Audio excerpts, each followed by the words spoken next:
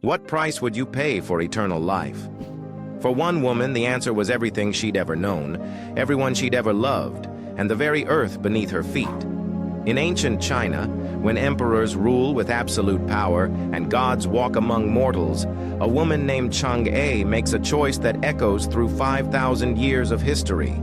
She's no ordinary woman. She's the wife of Hou Yi, the legendary archer who saves humanity by shooting down 9 scorching suns from the sky. But behind this hero's triumph stands a woman whose own desires burn just as bright. Hou Yi receives the ultimate reward for his heroism. The Queen Mother of the West grants him the elixir of immortality, enough for 2 people to become gods, or for 1 person to ascend to the heavens alone. He brings it home, planning to share it with Chang'e so they can live forever together. But he tells her they must wait for an auspicious day. The elixir sits in their home, glowing with possibility, whispering promises of eternal youth and divine power. Chang'e knows what others don't. Her husband's fame transforms him. The man who once fought for humanity now craves more glory, more power. He becomes a tyrant, drunk on his own legend. Some say his apprentice, the treacherous Feng Meng, plots to steal the elixir. Others whisper darker truths about Hou Yi's changing nature. Chang'e watches, waits, and weighs her options, with the calculating mind of a woman who understands that power never stays in noble hands for long. Then comes the night that changes everything. Hou Yi leaves for a hunting expedition. The house falls silent except for the elixir's ethereal glow.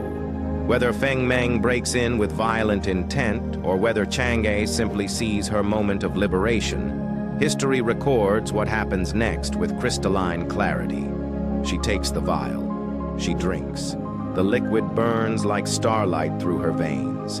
Her body becomes weightless. The laws of Earth release their hold on her. She rises, floating through the roof, ascending higher and higher. Below her, the world she knows shrinks into a patchwork of fields and rivers. Above her, the cosmos opens like a dark flower studded with diamonds. She doesn't stop. She can't stop. The elixir pulls her upward, away from everything mortal, everything familiar.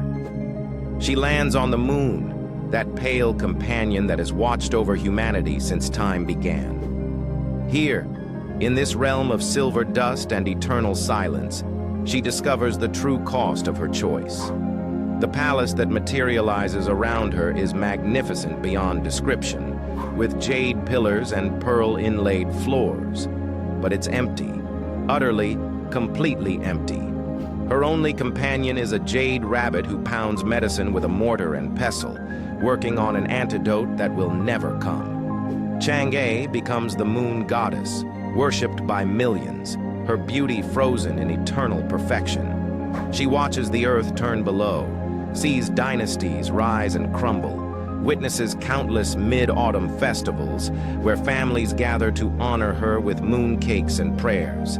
They call her a goddess. They build temples in her name.